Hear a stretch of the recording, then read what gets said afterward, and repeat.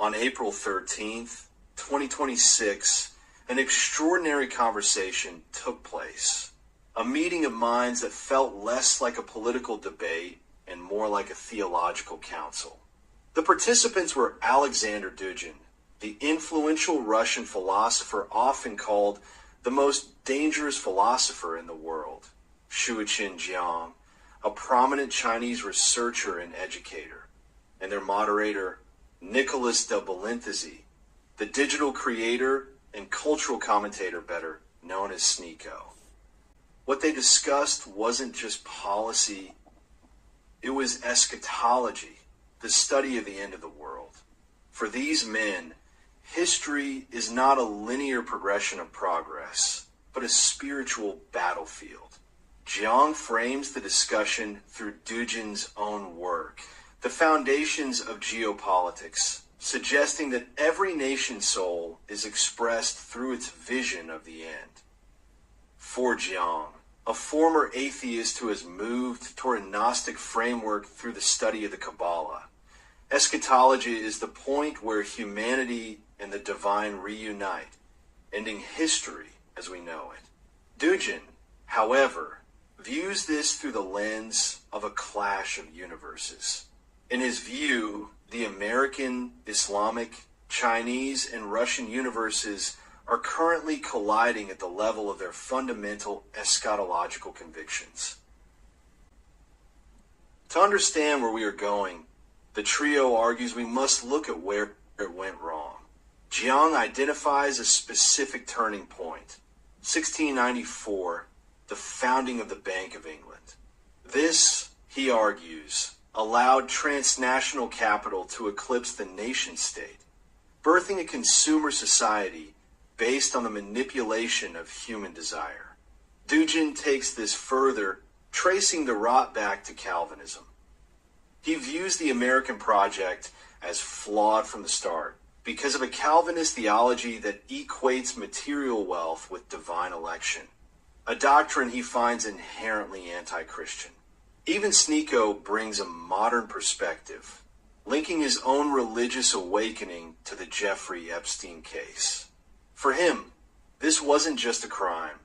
It was proof of an absolute evil operating at the highest levels of global power.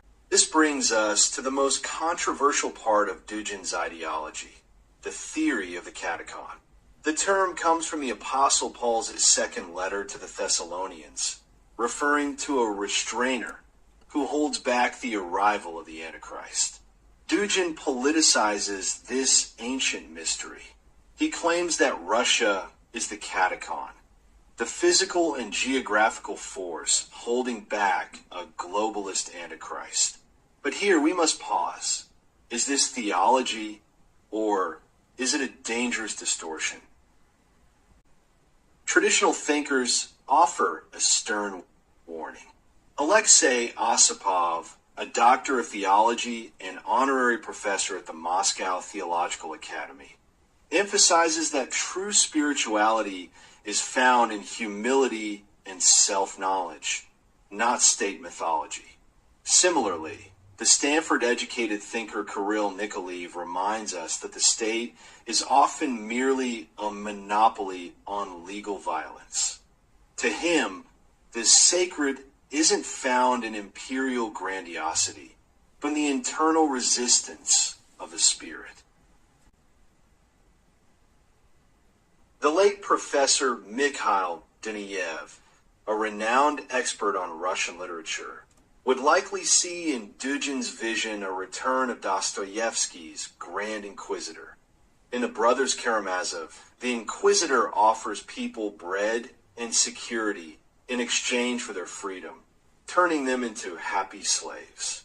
Dugin's Katechon risks doing the same, replacing the individual struggle for the soul with a collective, state-mandated myth. How did a Bible verse become a state ideology? Daniil Korpasov, a researcher specializing in the history of Russian conspiratology at the Higher School of Economics, traces this lineage. Originally, the Restrainer was interpreted in three ways. as the grace of the Holy Spirit, the preaching of the gospel, or as established by John of Damascus, the Roman Empire. This third view saw Rome as order protecting the world from barbaric chaos. When Rome fell, the role passed to Byzantium, and finally to Moscow, the Third Rome. Korpasov notes the irony. The monk Philotheus, who first proposed Moscow as the restrainer, was trying to fix local moral issues, not build a global empire.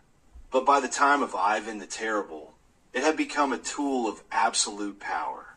Today, as Korpasov argues, these eschatological fears are no longer rising from the bottom up.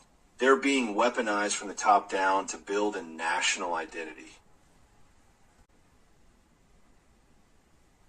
But what if the restrainer isn't a protector at all? Dr. Michael Stead, the Bishop of South Sydney, and the biblical scholar Donald Robinson offer a radical linguistic alternative. They suggest the Greek word katechon could be translated as the occupier or the oppressor. In this light, the restrainer is a satanic force that occupies the world and prevents the church from being fully liberated.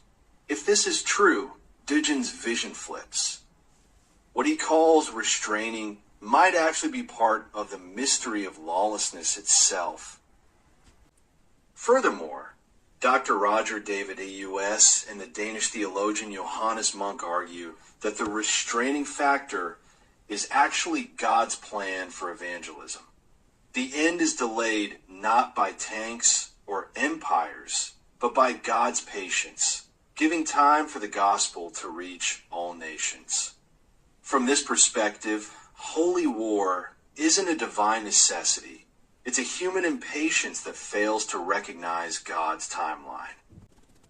Finally, we must look at the psychology of this discourse. The great French psychoanalyst Jacques Lacan provides a framework. Dugin's use of the katechon is what Lacan calls a master signifier.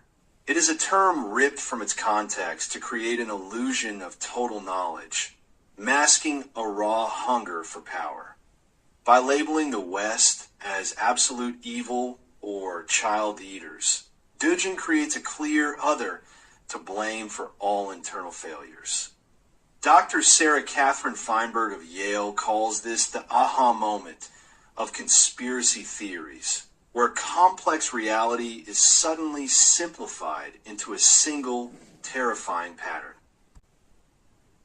As Slavoj Zizek might put it, Dugin is reading signs retroactively to prove he was always right. This isn't word salad. It is a mythical salad.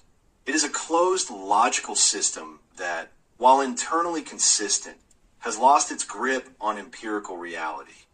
In the end, the danger of political eschatology is that it turns human suffering into mere chess pieces on an apocalyptic board. When we start viewing the world through mythical schizophrenia, we lose the ability to see the human being in front of us.